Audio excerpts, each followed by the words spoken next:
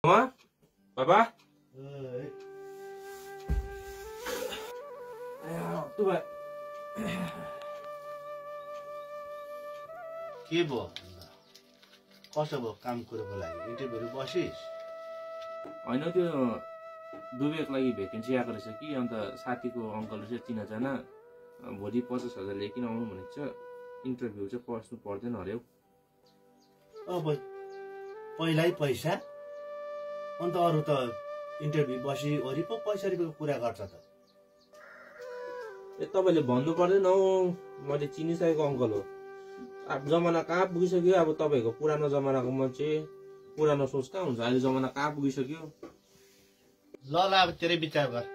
कोही बाठेछस् अब कता लाउनु पनि के गर्नु पनि आफै बुझेर गर अब आमाको अलिअलि पैसा होला ब्याङ्कमा रिटायर भएको पैसाहरु सुँगुर बेचेको पैसाहरु अब तेरै विचार गर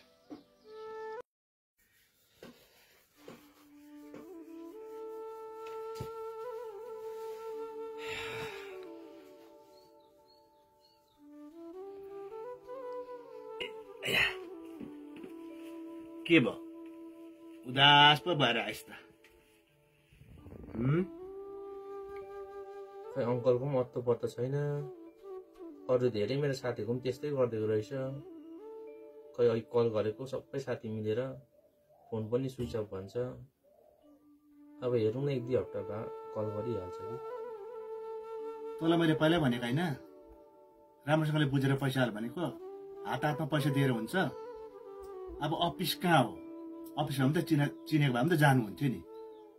अब जेसुकै गर अहिले त्यत्रो दुःख गरेको पैसा अब जसरी भए पनि तैले मिला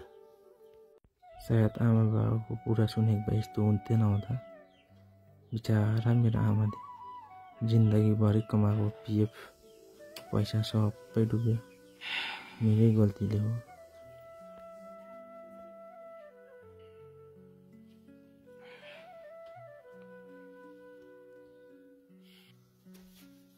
ए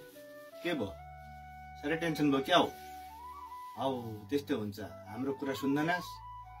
आमा बाबुको कुरा नसुन्दाखेरि आजकलको नानीहरू औसरी आपत पर्छ ठिक पर्यो छोड्दै आएको थियो हुन्थ्यो दशा गरेर जाओस् अब जे हुने भइगयो म मिलाउला जा खानाहरू खा